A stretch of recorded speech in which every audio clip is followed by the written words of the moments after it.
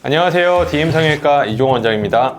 누가 봐도 예쁜 코는 여러 가지 조건이 있을 수 있는데요. 그 중에서도 이런 콧구멍이 어느 정도 보이느냐, 어느 정도 안 보이냐에 따라서도 코가 예뻐 보일 수도 있고 예뻐 보이지 않을 수도 있습니다. 바로 이런 콧구멍 노출로 인해서 고민을 하시다가 결국은 상담을 오시는 분들이 상당히 많이 있는데요. 그래서 오늘은 이런 콧구멍 노출이 케이스별로 어떤 차이가 있으며 어떤 또 다른 방법에 의해서 개선이 될 수 있는지에 대해서 알아보는 시간을 갖도록 하겠습니다.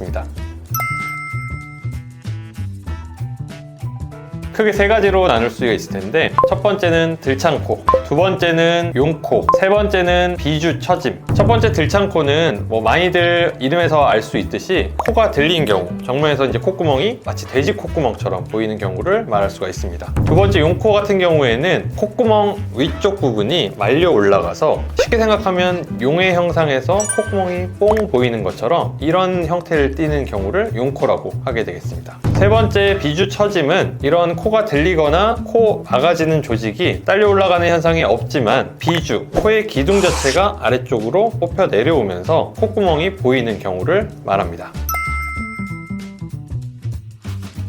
제가 쉽게 구분하는 방법을 알려드리겠습니다. 구분하는 방법은 콧구멍이 당연히 보일 텐데, 이게 정면에서 보이느냐 측면에서 보이느냐를 따지시면 쉽습니다. 정면에서 콧구멍이 보이는 경우라고 하면 들창코 또는 용코가 될 거고요. 비주처짐의 경우에는 정면에서는 콧구멍이 많이 노출되지 않는다고 보시면 될 것 같습니다. 두 번째는 이제 측면에서 판단을 하실 수 있을 텐데, 측면에서 봤을 때 콧구멍 노출이 많이 되는 경우는 비주처짐과 용코의 경우가 될 거고요. 측면에서 봤는데 콧구멍이 거의 노출이 되지 않는다, 보이지 않는다고 하면 들린 코라고 생각하시면 될 것 같습니다.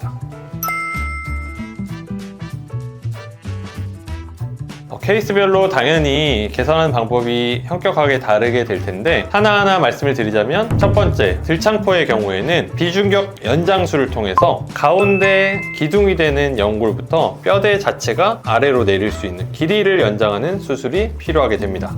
두 번째, 용코 같은 경우에는 비주의 기둥도 모자르지만 실제로는 모자른 부분은 위쪽 콧날개, 연골이 이런 말려 들어가거나 볼륨이 부족한 경우가 되기 때문에 콧날개 연골을 일부러 내려주거나 부족하고 연약한 분이라면 귀연골을 일부 채취해서 새로 만들어서 이식하는 방법을 쓸 수 있습니다. 세 번째, 비주처짐 같은 경우에는 실제로 기둥이 되는 비주의 연골이 너무 커서 앞쪽으로 튀어나온 경우가 되기 때문에 뒤로 밀어 넣어 주거나 실제로 비주가 되는 연골 일부를 절제해내는 수술이 필요할 수 있습니다.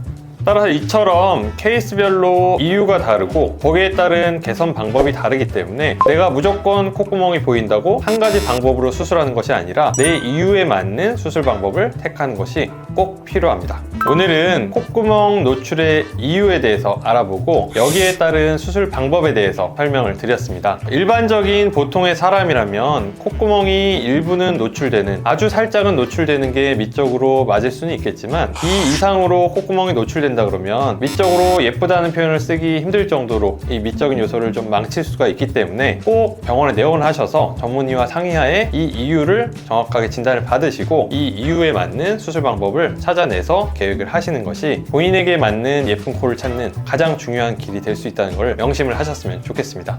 이 주제에 대해서 더 궁금하신 점이 있으시면 댓글로 달아주시면 제가 더 자세히 알아보는 시간을 갖도록 하겠습니다. 이상 DM성형외과 이종원 원장이었습니다. 감사합니다.